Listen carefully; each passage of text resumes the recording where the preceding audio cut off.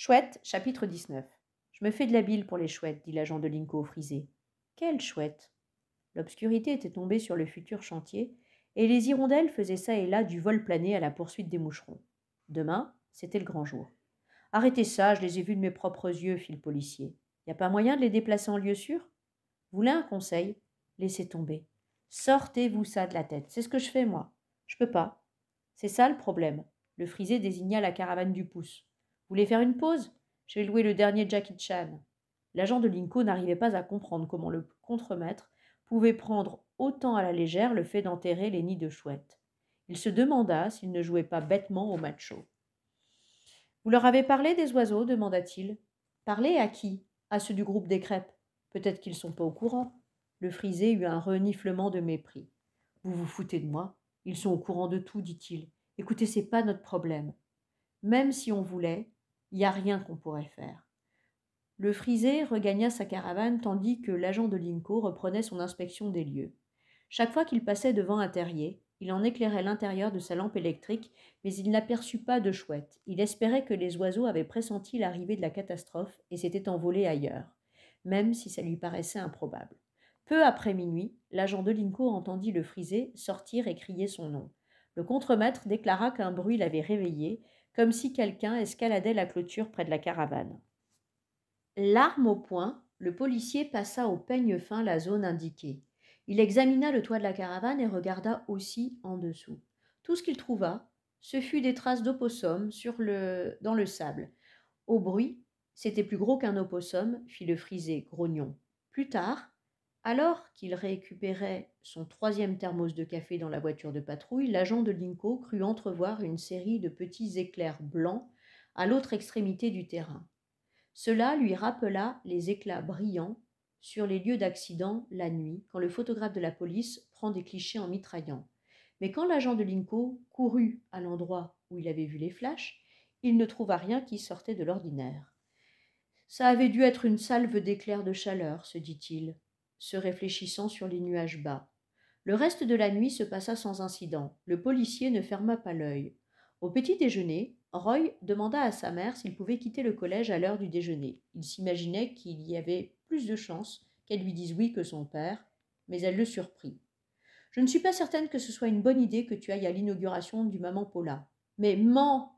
Voyons ce que ton père en pense. Bon, se dit Roy, ça va être la fin des haricots. À peine Mr. Eberhardt s'attabla-t-il que sa femme lui fit part de ce que Roy venait de lui demander. Bien sûr, pourquoi pas, fit Mr. Eberhardt. Je lui écrirai un mot d'absence. Roy en resta bouche bée. Il s'était attendu à une réaction opposée chez son père. Mais il faut que tu me promettes de bien te tenir, continua Mr. Eberhardt, même si tu es très contrarié. Promis pas. Peu après, son père mit la bicyclette de Roy dans le coffre de sa voiture et le conduisit à Trace Middle. En le déposant devant le collège, Mr. Eberhardt lui demanda: Tu penses que ton ami assistera à la cérémonie d'aujourd'hui, le demi-frère de Béatrice? Probablement, répondit Roy. C'est plutôt risqué. Je sais pas. J'ai essayé de le lui dire. Sois prudent, lui conseilla fermement son père, et intelligent. Oui, pas. Béatrice Lipp l'attendait à l'extérieur de la salle d'appel. Ses cheveux frisés étaient humides, comme si elle venait de prendre une douche. Eh bien, fit-elle, j'ai un mot d'excuse. Et toi? Béatrice défroissa une serviette en papier sur laquelle on avait gribouillé à l'encre rouge. J'ai réveillé mon père pour ça. Il était tellement largué qu'il aurait signé n'importe quoi, fit-elle. J'aurais dû me remplir un chèque de 1000 $.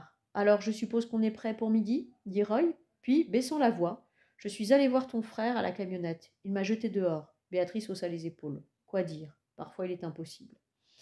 Elle pêcha dans son sac et en sortit l'appareil de la mère de Roy. Il a déposé ça à la maison hier au soir, tard, après le coucher de Lona et de Pa. Il m'a dit qu'il a pris les photos que tu voulais. J'ai essayé de jeter un coup d'œil, mais j'ai pas réussi à me servir de cet engin. Roy, sans un mot, lui prit l'appareil des mains et le planqua dans son casier. Croise les doigts, lui dit Béatrice, avant de se fondre dans le flot des élèves et de disparaître dans le couloir. Roy passa le reste de la matinée distrait et excité, se demandant si son plan pouvait marcher. À 11h moins le quart, une longue limousine noire s'arrêta devant le terrain vague à l'angle de Woodbury et d'Oriole Est. Le chauffeur descendit et ouvrit l'une des portières. Rien ne se passa pendant quelques instants, puis un homme, grand, aux cheveux argentés et ondulés, en sortit, grimaçant à cause du soleil. Il portait un pantalon blanc impeccable et un blazer bleu foncé, avec un écusson sur la poche-mouchoir. L'homme jetait des regards impatients à la ronde, derrière d'énormes lunettes noires teintées. Il claqua sèchement des doigts en direction de l'agent David Delinco, qui déverrouillait sa voiture de patrouille. Le policier ne remarqua pas qu'on l'appelait. Il finissait son travail après 14 heures d'affilée, passées sur le site du futur chantier. Le frisé était rentré se doucher et se raser. Ainsi, l'agent de Linco était-il resté pour avoir l'œil sur les engins de terrassement qu'on avait équipés de nouveaux sièges. À présent que le contremaître était revenu, tout beau en costard-cravate, qui l'eût cru, le policier quittait les lieux. Il n'avait aucune envie d'assister à cette inauguration absurde. « Monsieur l'agent » lui fit signe l'individu aux cheveux d'argent avec insistance. « Oui, vous, venez par ici. » L'agent de Linco s'approcha de la limousine et demanda quel était le problème. L'homme se présenta comme étant Chuck E. Muckle, vice-président machin chose du groupe de la maison des crêpes 100% américaine de Maman Paula. Sur un ton confidentiel, il ajouta: « Nous avons besoin d'une aide discrète sur le terrain. »« Ben, c'est que je suis plus en service, lui répondit l'agent de Linco, mais je me ferai un plaisir d'appeler une autre voiture. Il était tellement épuisé par le manque de sommeil qu'il avait à peine l'énergie de mener une conversation. Savez-vous par hasard qui se trouve dans cette voiture demanda Chuck Muckle, désignant du chef la limousine. Non, monsieur. Miss Kimberly Lou Dixon. C'est sympa, fit l'agent de Linco, l'œil dans le vague. La célèbre Kimberly Lou Dixon. Bah, grand bien lui fasse. Chuck Muckle projeta en avant son visage aux bonnes couleurs. Vous n'avez pas la moindre idée de qui je veux parler, hein, monsieur l'agent? Pas la plus petite, monsieur. Jamais entendu le nom de cette dame. Le vice-président du groupe, levant les yeux au ciel, se mit en devoir d'expliquer qui était Kimberly Lou Dixon et pourquoi elle avait fait le voyage depuis Beverly Hills en Californie jusqu'à Coconut Cove en Floride. Et à l'heure où je vous parle, continua Chuck Muckle, elle a un besoin plutôt urgent d'un endroit où se poudrer le nez. Se poudrer le nez, répéta l'agent de Linco, perplexe. Ou se passer de la poudre sur le nez. Un endroit où rafraîchir son maquillage, explosa Chuck Muckle exaspéré. Est-ce si difficile à comprendre, monsieur l'agent? Laissez-moi tenter de traduire ça en langage compréhensible pour vous. Elle a besoin de chiottes, vu? Pigé. L'agent de Linco lui montra la caravane du frisé. Suivez-moi. Quand Kimberly Lou Dixon descendit de la limousine, l'agent de Linco sursauta en la voyant si jeune comparée à la grand-mère ridée qu'elle jouait dans les spots de pub télé. Kimberly Lou avait des yeux vert vif, de longs cheveux auburn, une peau laiteuse et lisse, une femme ravissante et cultivée, jugea l'agent de Linco. Puis elle ouvrit la bouche. « Faut que j'aille faire pipi !» déclara-t-elle d'une voix passée au papier émeri. « Montre-moi où c'est, champion !» L'actrice portait un fourre-tout en cuir en bandoulière et des talons hauts, une jupe noire et un chemisier soyeux transparent. Le frisé resta muet d'étonnement en ouvrant la porte de la caravane. Sans un mot, Kimberly Lou Dixon passa devant lui et se dirigea vers la salle de bain. « Je peux me changer ici ?» demanda-t-elle d'une voix rauque. « Vous changez? Changez quoi? Vous m'avez l'air déjà super canon comme vous êtes. »« Se costumer en Maman Paula, intervint l'agent de Linco. Elle est avec un type qui veut savoir si elle peut se servir de votre caravane comme d'une loge. Quand elle veut. Comme elle veut, fit le frisé, avec un sourire rêveur. Un homme se silhouetta sur le seuil, suivi d'une bouffée d'eau de toilette écœurante.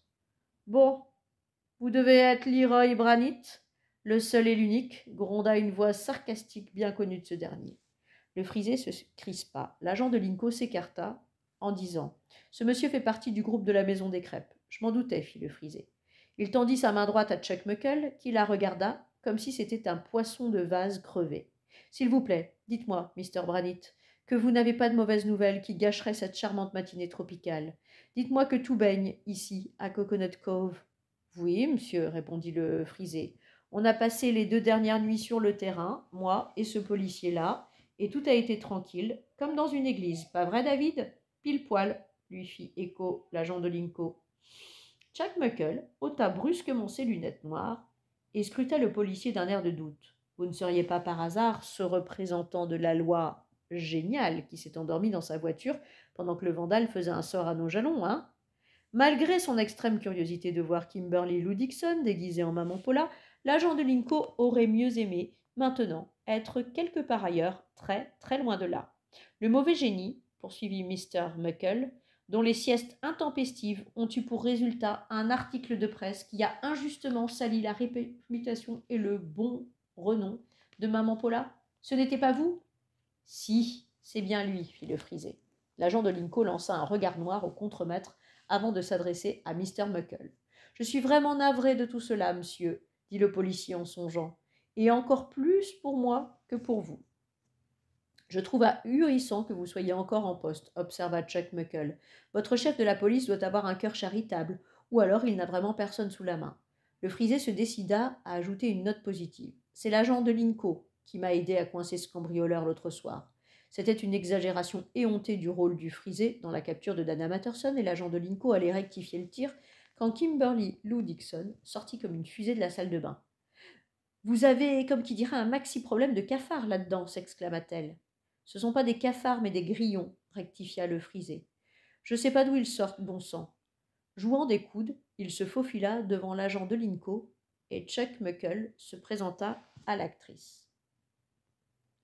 Je suis l'ingénieur superviseur de ce projet, Miss Dixon, et il faut que vous sachiez que j'ai vu tous vos films. Tous les deux, vous voulez dire. Kimberly Lou Dixon tapota son crâne luisant.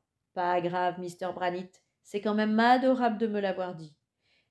Je meurs d'impatience de voir le prochain aussi, Les Envahisseurs mutants de Saturne 11. Je suis un vrai fan de cinoche de science-fiction. Jupiter 7, la coupa Chuck Muckle. Le titre, c'est Les Envahisseurs mutants de Jupiter 7. À la bonne heure, s'extasia le frisé. Vous serez fantastique en reine des sauterelles. Ouais, je prépare déjà mon discours pour la remise des Oscars. L'actrice vérifia l'heure à sa montre bracelet constellée de diamants. Écoutez, faut que je me dépêche de me transformer en cet amour de bonne maman Paula. Est-ce que l'un d'entre vous, mes chéris, aurait l'amabilité d'aller chercher ma valise dans la limousine ?